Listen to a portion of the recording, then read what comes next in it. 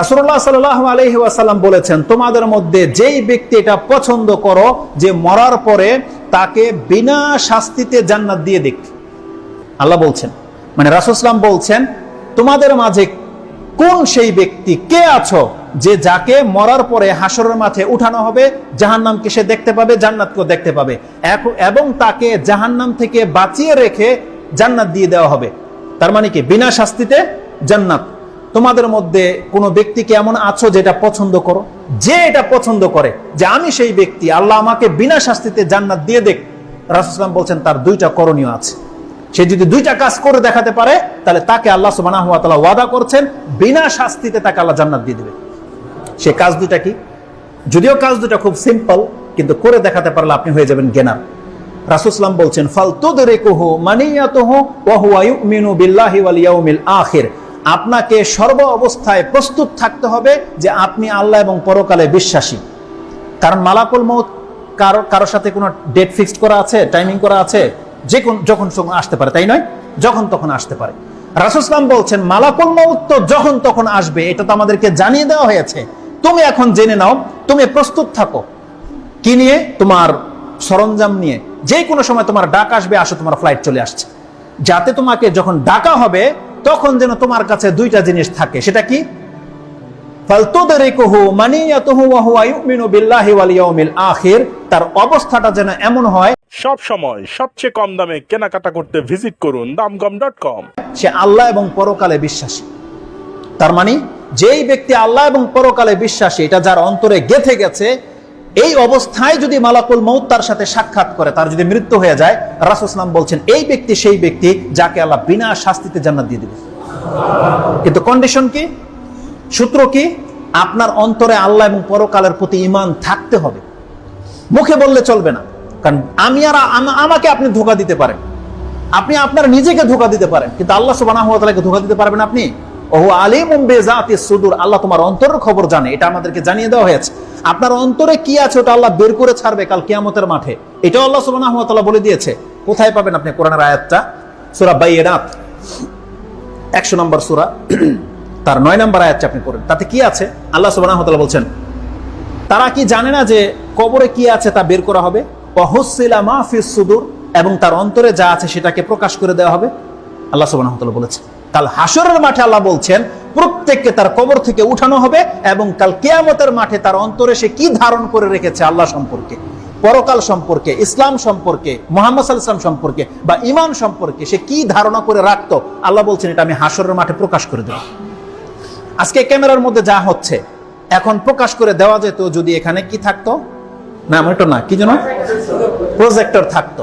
প্রজেক্টরের সাথে যদি কেবল ফিট করে দেওয়া হতো তাহলে কি হতো? এখানে যা হচ্ছে এখানে প্রকাশ পেয়ে যেত।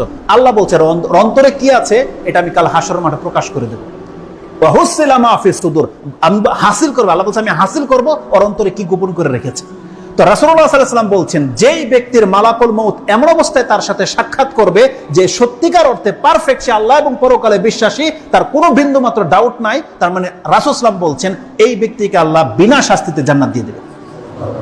এটা হচ্ছে ঈমানের পাল্লা। একটা কাজও করে দেখাতে হবে। সেটা কি?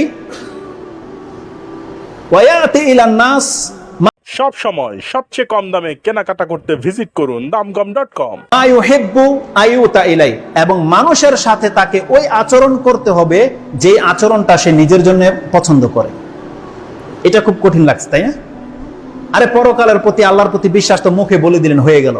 কিন্তু রাসূল সাল্লাল্লাহু আলাইহি ওয়াসাল্লাম বলেছেন বিনা শাস্তিতে নাজাত পেতে হলে তোমাকে তোমার ভাইয়ের সাথে ওই আচরণ করে দেখাতে হবে যেটা তুমি নিজের জন্য পছন্দ করো। এটা আপনি কত দূরে নিতে পারেন এই কথাটা নিয়ে নেন। কত দূরে নিতে পারেন? আপনার সামনে একটা ভাই অন্যায় করেছে, এই ভাই বলতে আপনার স্ত্রীও হতে পারে, আপনার সন্তানও হতে পারে, আপনার ছোট ভাইও হতে পারে, আপনার কোনো ওয়ার্কার হতে পারে, হতে পারে না? সেকেন্ড পার্সন যেটা, যার সাথে আপনি বিহেভ করবেন, একটা রিক্সা চালক ভাইয়ের সাথে হতে পারে, একটা জুতা শিলি করে তার সাথে একটা কৃষক ভাই হতে পারে, যে আপনার চেয়ে নিচে আছে।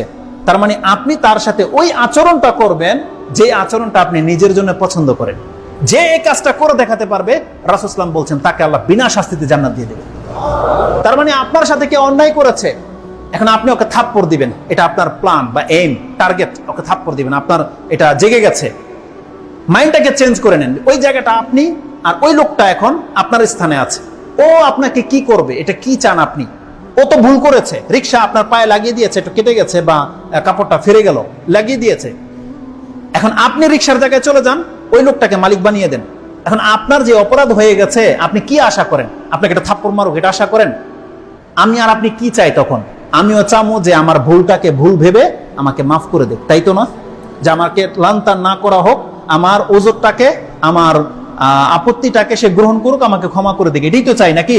নাকি আপনি চান যে আমাকে এখন আমার মা বোনকে নিয়ে গালাগালি করুক আর আমাকে থাপ্পড় মারুক? এটা চাই কেউ? কেউ চাই না। তার রাসূল সাল্লাল্লাহু আলাইহি ওয়াসাল্লাম বলছে, তুমি যদি বিনা শাস্তিতে জান্নাত পেতে চাও, তুমি ওই ভাইটার সাথে এই আচরণটা করে দেখাও। যদি করে দেখাতে পারো, তোমাকে আল্লাহ বিনা শাস্তিতে জান্নাত দিয়ে দেবে।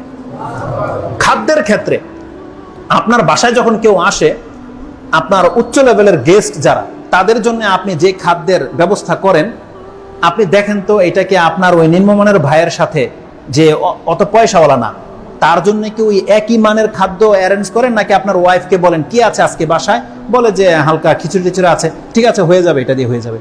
আর যখন বলা হয় অমুকে আসবে, তখন বলছে কি আছে, বলতেছে যে খিচুড়ি ভুনা করেছে, এটা হয় নাকি, একটা টিকা করো, একটা ফ্রাই করো, একটা এটা করো, এটা করো, এটা করেন কিনা? এইরকম যদি করেন তাহলে সুবহানাল্লাহ, মানে এই গুণটা হাসিল হবে না।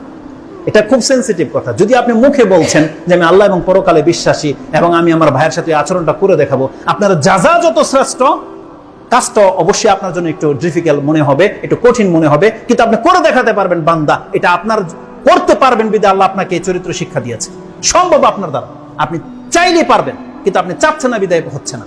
আপনি চেষ্টা করে দেখেন, আপনার দ্বারা সম্ভব, এবং আপনি করে দেখাতে পারলে আপনাকে আল্লাহ সুবহানাহু ওয়া তাআলা বিনা শাস্তিতে জান্নাত দিয়ে দিবেন। তা আমাদেরকে ওই চরিত্রের হতে হবে।